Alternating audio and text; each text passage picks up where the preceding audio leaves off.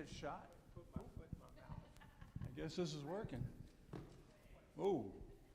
Ooh. Put fully new batteries in and everything. Okay. Well, welcome as we're, whoa, that is powerful, Heidi. Maybe I should get way back here. Okay, is that a little, okay. Is that too much? Okay, don't want it to be overwhelmed here. Okay, as we maybe just a little too much. Boy, that'll hurt your eardrums. Yeah, I'll move back just a tad. Is that okay? Okay. As we remember, last week we were looking in this change that was going on, and we were looking kind of at Harding in particular as what was going on with that and this premillennial controversy, and that was a hotbed. And so there were those like Foy E. Wallace and others and Harper that had kind of targeted that. We're trying to change that because in their view that the apocalyptic view was just not right. And so they determined that, and we saw that back and forth, and we saw they'd even kind of get on each other's case if one wasn't doing it the way the other one thought it should be done. And I mean, those were those that were trying to deal with what was going on at Harding in their view. And so we see those issues, and that was kind of the way it was. And as we mentioned also that, you know, in our way of organization, we've always viewed ourselves as autonomous. And so it was viewed as we're not like those denominations because we don't have this structural hierarchy. And yet, in our fellowship, we would have what they referred to as the editor bishops. In other words, those that were of the publications, the magazines, and they were very influential. As we said, Gospel Advocate, Firm Foundation, Bible Banner, all these different ones depending on who you're reading. And there was also personalities, and strong personalities, and those that were very, maybe type A, if you want to call it. They were kind of hard charging, and they kind of dominated. And so we see this and kind of that tradition, unfortunately. And so as this trying to remove this way of thinking that those that deemed it not correct, even though that had been the thinking for maybe 100 years. In our fellowship, there was a change that was going on. And so, if we think there isn't change, it happens. There is change that happens. And so it's happening here. And so Wallace's own objections to premillennialism rested on what was kind of the standard argument against it, that the restoration of true apostolic Christianity, and therefore the identity and integrity of who we were as churches of Christ. The bull theory, in other words, the premillennial thinking, the apocalypticism he charged, makes the church an accident, the result of prophetic default and a mere afterthought. And so what did he mean by that? He means this, that in their view, that what the apocalyptic thinkers were saying was God came in nation of Israel and so on, and that didn't work out. And so it isn't until the end when Jesus comes, and so the church, the way they're interpreting it, is this interim holding pattern, if you will, until Jesus comes and makes things right. And so for Wallace and others, they thought, well, you're just making the church an afterthought. You're just diminishing who we are to be and who we are today. And so that's why they deemed it so important to get rid of that kind of thinking, or at least was one of the aspects in it. And so for this reason, there was never anything taught by Charles Taze Russell, and he was the founder of the Jehovah's Witnesses. Judge Rutherford, he was the second president later on that really grew the Jehovah's Witnesses, is who that name is, or the imposter Joseph Smith of the Mormons, or any other leader of a stray cult which was more vitiating or spoiling to the gospel of Jesus Christ, the character of the New Testament church, and the entire scheme of human redemption. So what Wallace is doing here is he's comparing Bull to them. And so this idea that you demonize somebody else because, or maybe because there's some overlap in their understanding. Of course, that's true of all of us, isn't it? Of every group in the Christian realm is, overlap. And of course, not trying to say that Jehovah's Witnesses is that, because they don't hold that Jesus is the Son of God. But anyhow, but the point is he's connecting him to other people that most of his audience would say, whoa, you don't want that.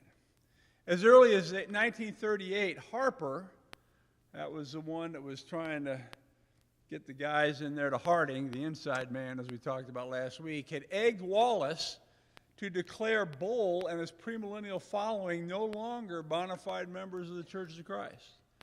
And 2 months later, that is what Wallace did.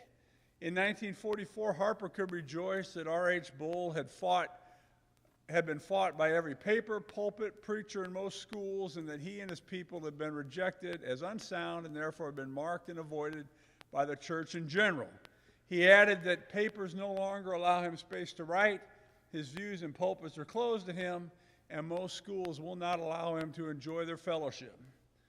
And then Bull passed away in 1956. So there was this complete doing away. Now, we think that cancel culture is something new to us. It isn't. Well, remember, cancel culture is a term that's being used now where, somebody on campus doesn't like the views of this particular professor, and so they want to get him fired. And that works both ways. That's not one exclusive of one side or another. And so, in other words, they say, don't support them, don't buy their stuff. When corporations are supporting things that whatever group deems that's not appropriate, you need to divest yourself of that stock. You need to make them pay for it, so they'll change. Well, that's been termed cancel culture, getting rid of them. And so that's a current thing, and I'm just saying that this was the same thing. And again, I'm not saying that it's never appropriate to oppose something or something like that at times, but so they just eviscerated him and put him on the outs. Now he still held to his guns because he deeply believed in what he was saying. But again, we see this as kind of the process, and I think for many in here, as you think back on that, you're kind of aware, maybe not in this particular, but that way of doing things. And we can see it's, maybe there's some problems with that.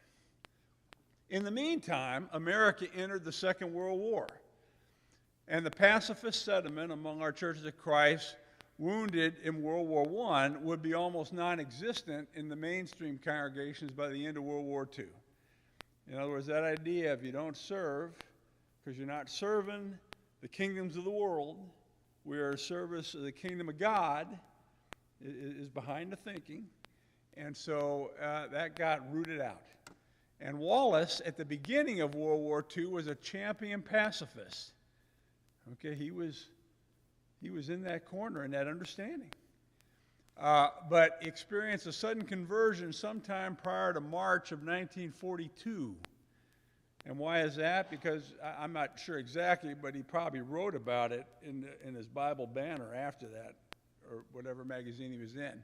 And apparently as a reaction to the bombing of Pearl Harbor a few months earlier. Now, we can understand that. Obviously people can think of different things, but probably a more recent vintage was the 9/11. And the feelings and all that, and it's very understandable. So Wallace made this conversion, and of course he was a very passionate man, and so what he thought must be what the truth is, and then he changed. And so Wallace wasted no time turning his conversion into a crusade against pacifists and conscientious objectors in our fellowship. The very month that Wallace renounced his pacifism, he lambasted those who had not as impractical, misguided men with dwarfed conscience and freak specimens of humanity, is what he wrote. If anything, his brother Cled was more vicious than Foy, calling pacifists crackpots and people with dwarfed minds, and characterized their doctrine of non-resistance as a screwy philosophy, an idiotic drivel, and unpatriotic rot. So these are things that they're writing in their paper. And again, what's the point here? Is that, as we look at, and this was the way it was done. This was not unique to them. This was what some writers have called the hard fighting style. Okay, and so those that thought differently within the own fellowship, and so as we look at this, we go, well, that's not very gracious. That's not very loving. Why have we forgotten those aspects? Well, that was kind of the way it was done, and so we see this playing out. There is no doubt that Wallace wanted Churches of Christ to be accepted by the surrounding culture, especially in wartime. Accordingly, he castigated those who sought to present Churches of Christ to the government as a peace church. Okay, now earlier, prior to all this, that was kind of what it was, because many, not all as we've said, the Churches of Christ, especially in Tennessee and so on, held that pacifist view. And if you look, and we mentioned it, the movie Sergeant York, okay, and his story. Now, from things I read, he wasn't necessarily Church of Christ, but this thinking was not uncommon in that whole area of Tennessee, even if they weren't Churches of Christ. Okay, it was just kind of that region, and so that's kind of what his story is. But anyhow, accordingly, he castigated those, and it is a stigma to have such a doctrine pinned on the churches and the records of the government and in the eyes of the world. So he's saying, it makes us look really bad to be pacifists, is basically what he's saying. Or at least in his mind, there's probably a lot of people that felt that. In this way, Wallace contributed toward denominational status for the Churches of Christ as effectively as George Benson did at Harding. Though separated geographically by hundreds of miles and at odds theologically. They weren't, remember, Benson wasn't so hostile to that. He just kind of had some, looking at it differently, and he wasn't hostile to Bull and premillennial thinking. He just was kind of buying more into the things of the culture a little bit. And again, not saying that's wrong or bad, but just saying it was a little different. And so perhaps unwittingly, they were major forces in acculturating Churches of Christ into the mainstream American society. And so as Churches of Christ, instead of being as separatist as we had for so long, was kind of buying into American culture and equating the things of how we should be as Christians with how we should be as Americans. And again, not saying that's all wrong or terrible or something, but nonetheless, we see that happening here in this time period, and this is when it happened. And us being on this side of it, most of us as Church of Christ people, we go, well, of course. We're into the American, patriotic. Most of the people in Churches of Christ, according to surveys, are more along, the line of what Benson advocated and so on. But we're on this side of that, so it seems normal. It seems like, isn't that the way it always was? Well, not quite. And again, there's those that are changing. In fact, now, as we've mentioned several times, there's those that are trying to bring back the apocalyptic thinking. Ken?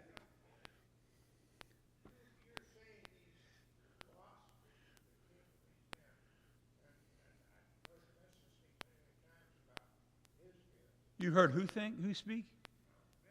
Oh, okay. For a long time, yeah.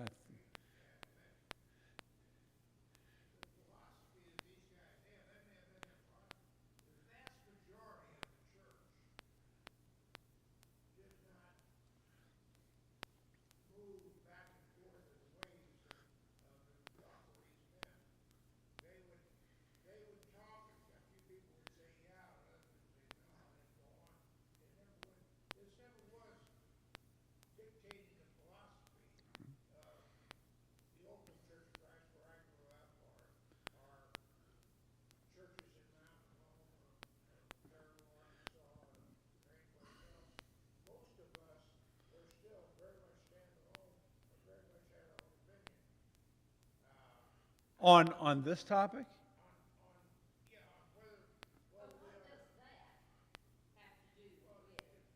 Hold on.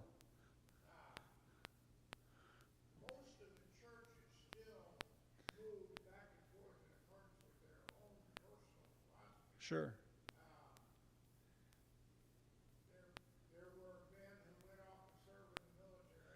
Mhm.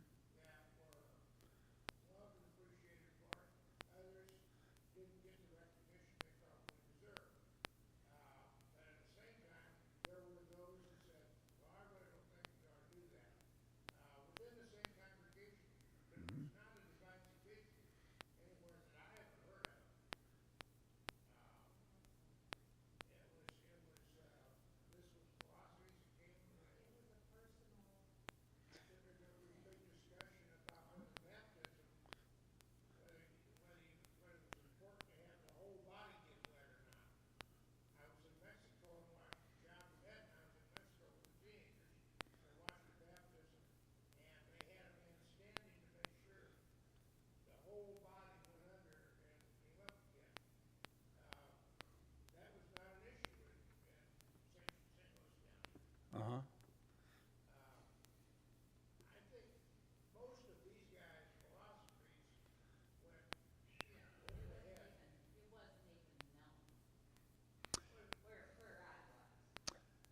Now, I think what you're pointing out,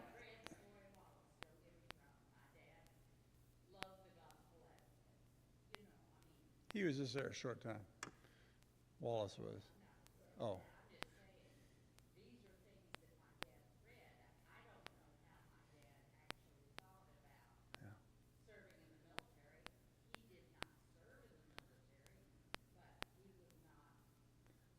Yeah. He wasn't adamant against it. Sure.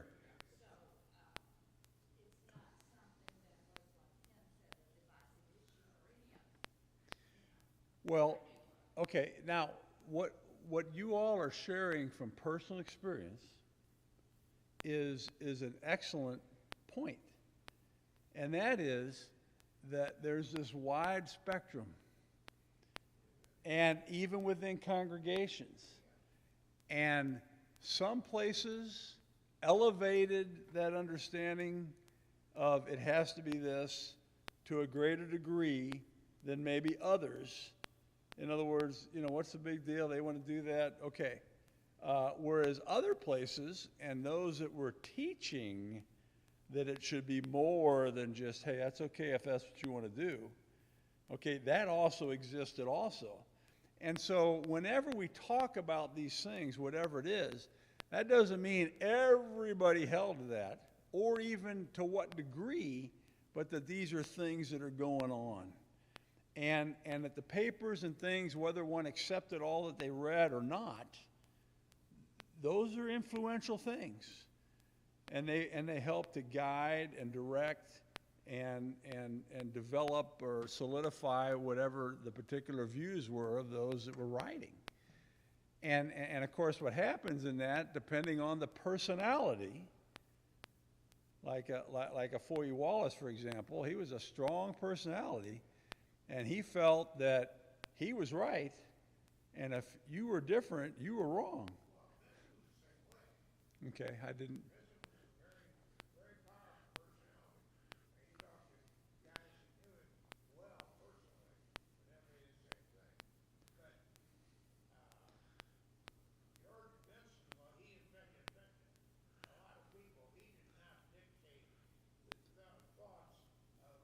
Yeah.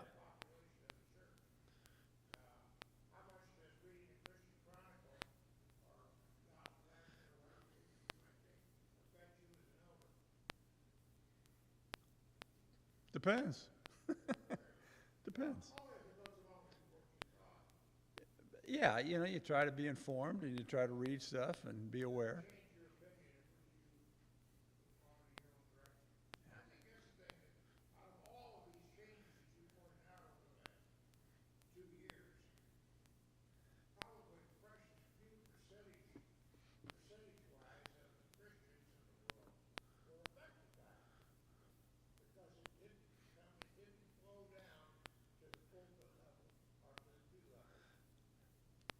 probably for some, or maybe quite a bit, but it still did for others. You know, like you were sharing that that there was a particular split that happened because the preacher felt very strongly about this and took half the people with him, and didn't want elders and things like that, and so on and so forth. And so, you know, sometimes that gets into personalities. Oh yeah, yeah.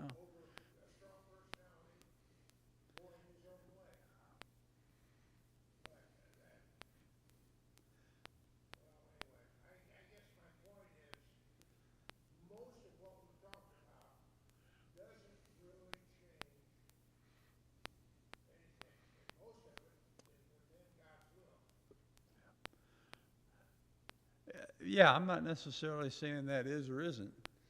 Okay, as far as in, you know, in God's will, or that that's all wrong or that's all right, but to realize what is it as people that facilitates this demanding, where it doesn't happen everywhere, but on these different things, they think unless one, who determines who, if unless they align with this, then you can't be right, because we saw that Harper said that you need to disfellowship them because of the views that they're holding. And so why? Right? I'm just.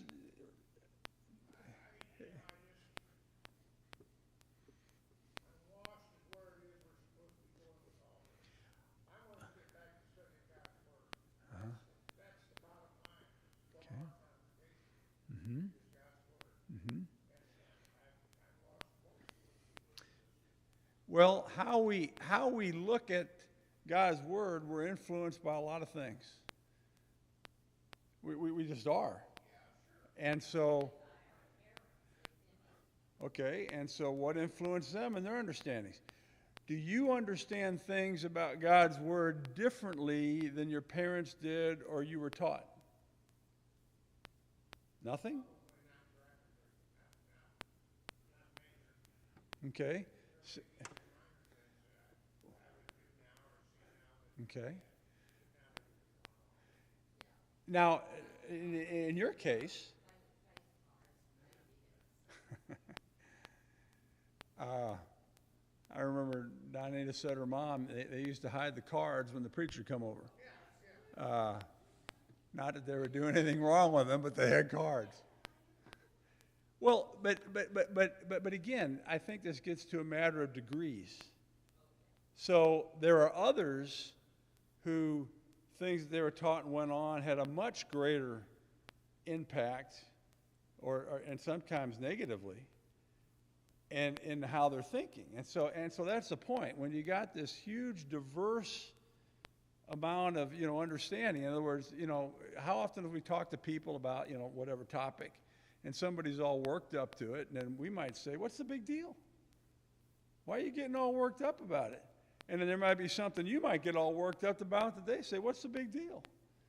And so, you know, sometimes that's part of that. But again, where we're trying to go is to realize that these things have happened, and that these things have these ways of going about stuff, not necessarily so much positions held, or, you know, an understanding of this or that, and so that the practice of love and grace and bearing with one another was often not practiced.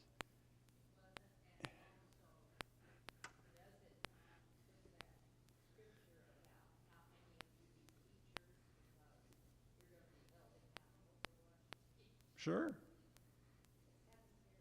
Sure it is.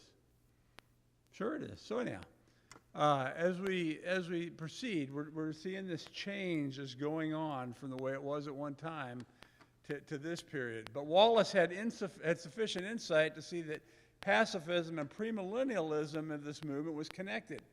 And he must have concluded that he could not destroy the pacifism unless he first destroyed the apocalyptic view that sustained it. And so to this point he wrote, "The whole question of civil government appears to be in the background of premillennial theory, if not in the foreground.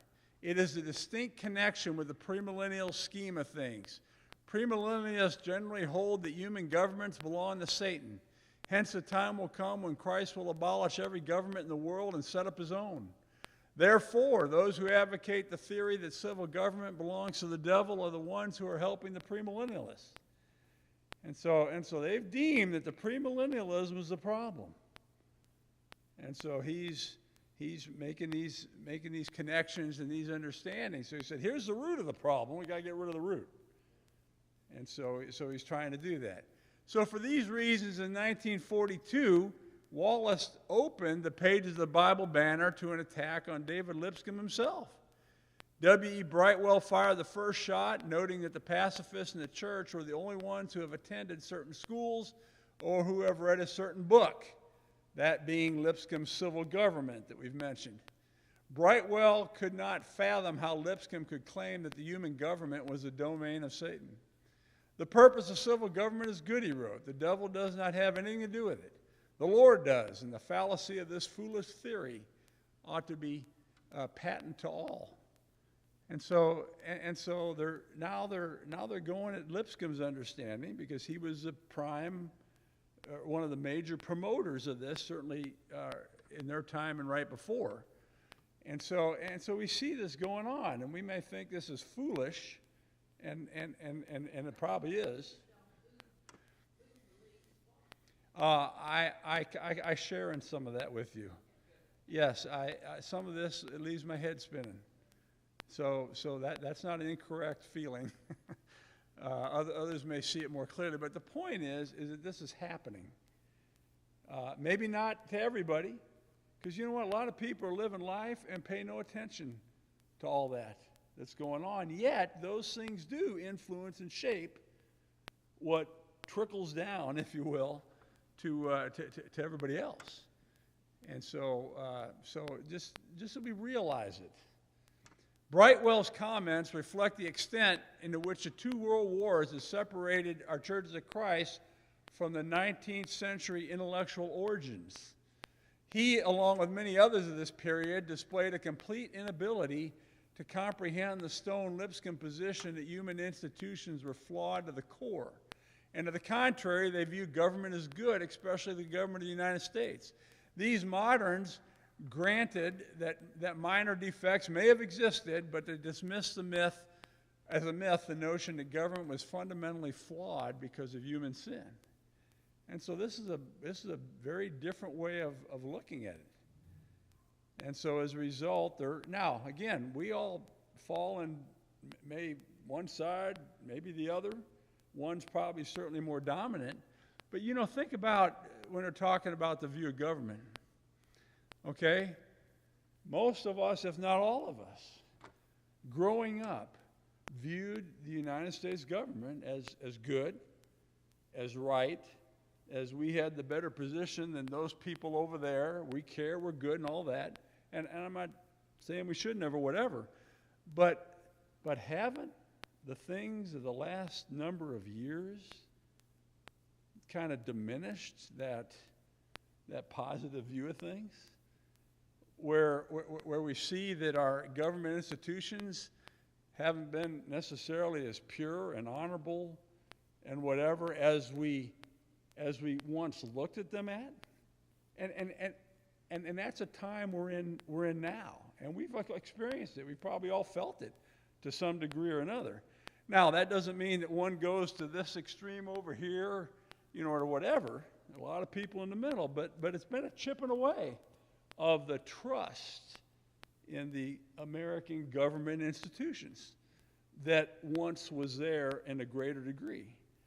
And so in some ways, that's one of the reasons, I think, this is just my opinion, that in some quarters that apocalyptic understanding is trying to make a comeback and saying, look, you've all put your trust in government and politics maybe way too much, and look what you've gotten for it. And that maybe the problem is we've put too much hope and trust in that. And again, I'm just trying to explain. I'm not saying one shouldn't this or that or whatever. We all got very strong views on stuff. But I think that's one of the reasons why it's making some of that comeback. Now, it hasn't just been the last few years. That's probably been happening since the 60s, or times like that, slowly. But you can find more and more people in our fellowship advocating that. And that thought has been influencing others in other groups, because I've seen their books referenced in these writers from other groups.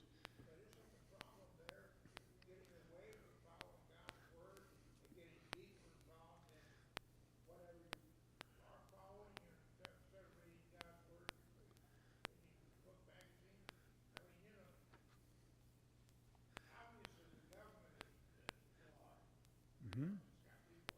Yes.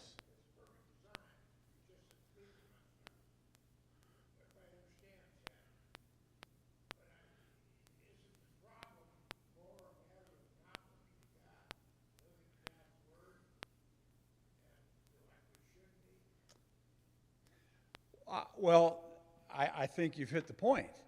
Now, those that are advocating a more return to the apocalyptic thinking certainly are saying that.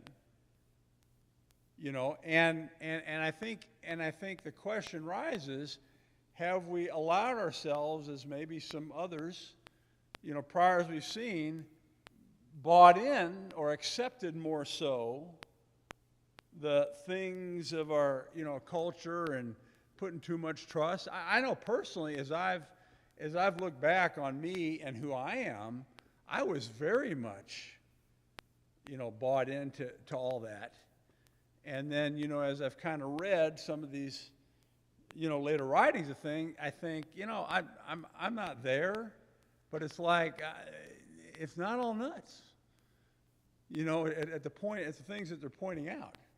And so it just made me think, and kind of wonder that are we putting in too much hope? And again, there's always a spectrum. It isn't always all this or all that, but maybe. And so the answer to your question, Ken, is yes.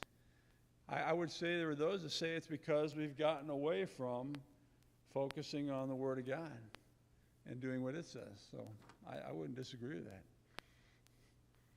But again, we're trying to understand who we were and what happened in our context so we can understand who we are now, because it's pretty crazy.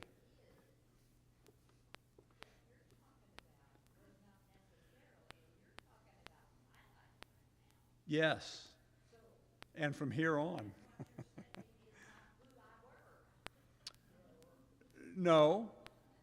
Okay. No, correct. However, there were those that were, and some of that became more so. And so, yeah.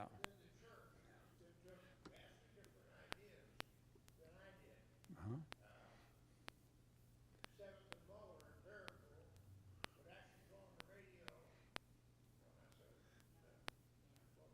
One of the congregations.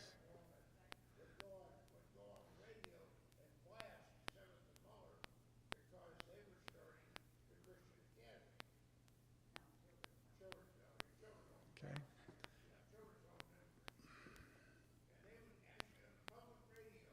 Uh-huh.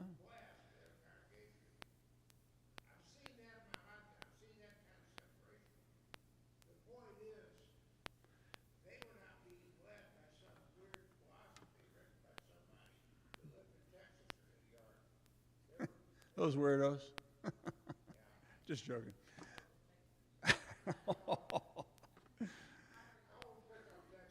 We joke about the Texans here.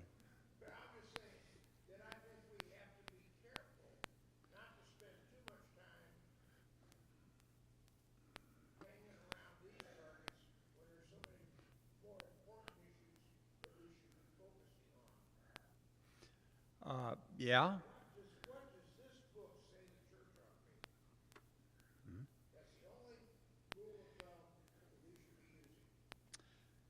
Uh, well, okay. Okay, but now, but the thing is that this group is saying we're taking the Word of God and we're following it and doing it, and this one is saying the same thing, and I'm not doubting their truthfulness in that that's what they think, okay? And yet that's still happening. And so unless we understand how that happens, pardon?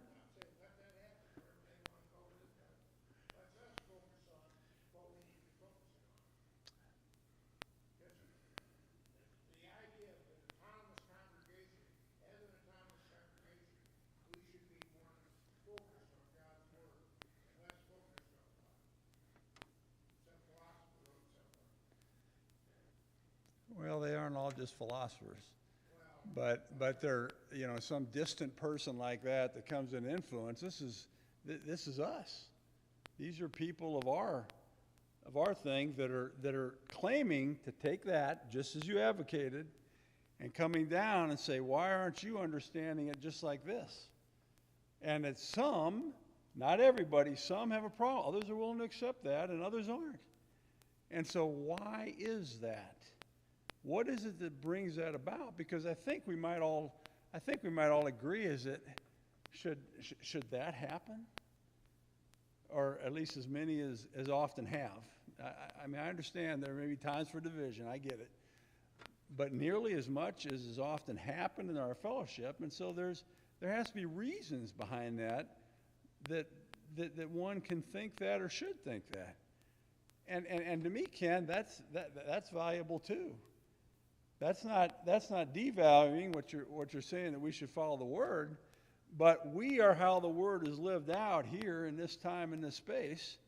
And so an understanding of that is, I think, important for us to have a clearer view. Is this a thought? Christiana.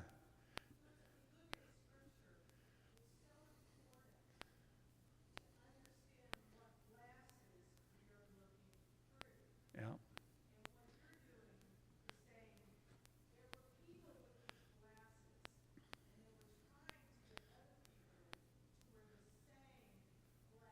Yeah.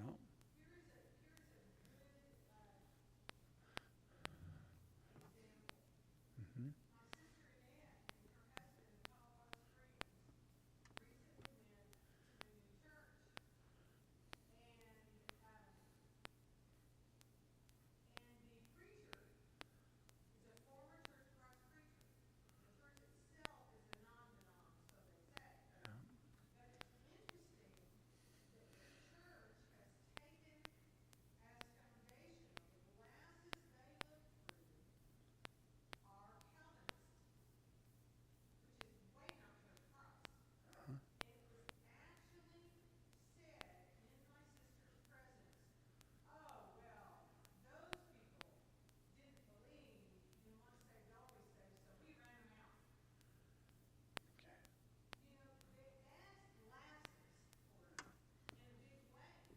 Yeah.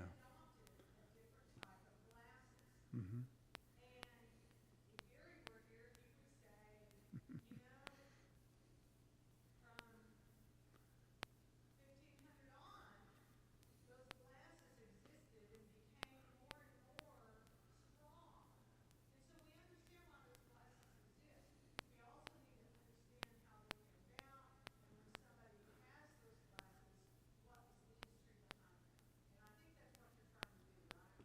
Trying to. Now, just to make something else a little clearer, is it?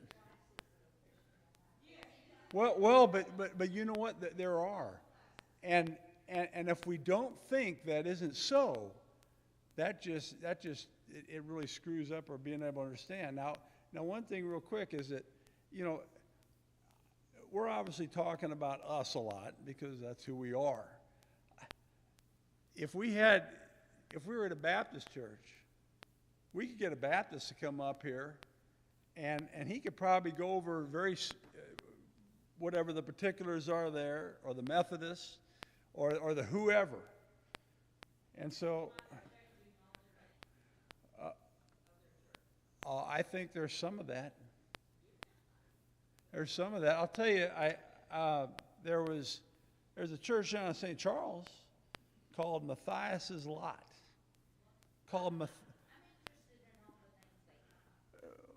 Well, no, but I'm just pointing out something. They are Baptists. But you know what? They were part of something that 15 years ago, there were those things stirring within there that said, hey, we're not this.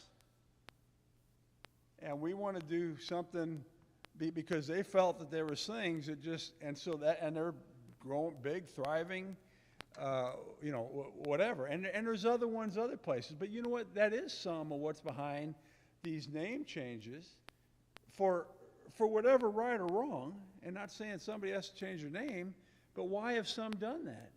They have done that because there are people's understandings and things associated, however rightly or wrongly, with that particular denomination or that one. And even though they may think mostly that same way, they don't want that baggage. And so they look at that as being an obstacle. Now, I'm not sitting here advocating that we should, but I'm just trying to make us aware. I understand what you're saying, and I'm not faulting you. I'm saying what we need to do is spend more time focusing on that and less time focusing on what's going on with whatever congregation's doing whatever.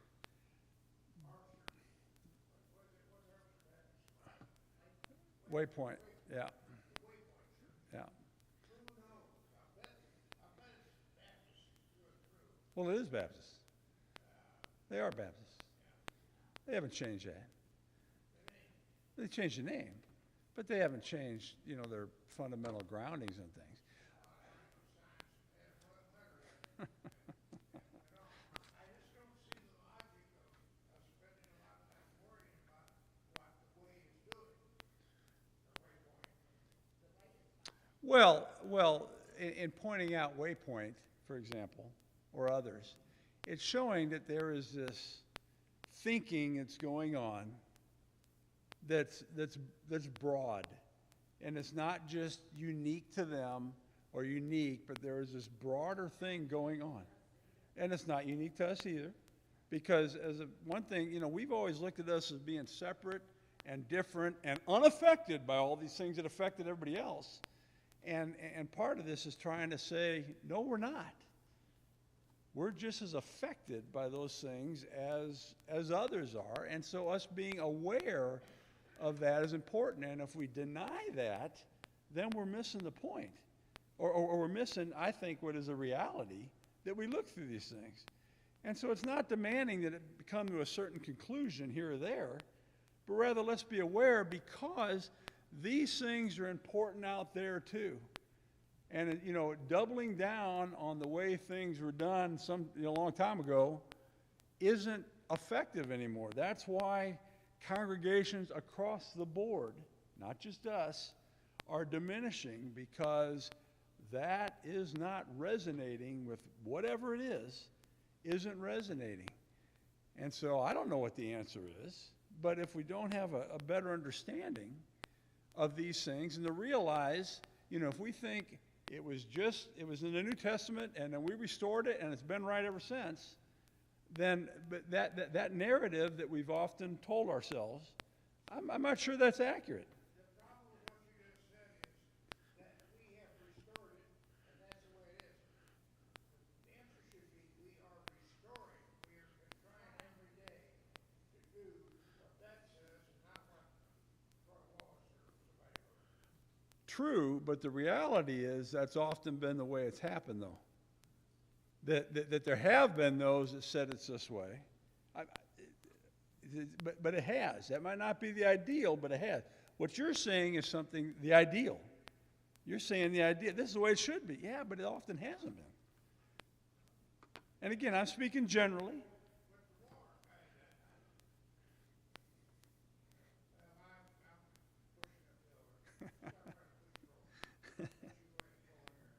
Okay. Well, we're done. Because we've, great discussion, appreciate it.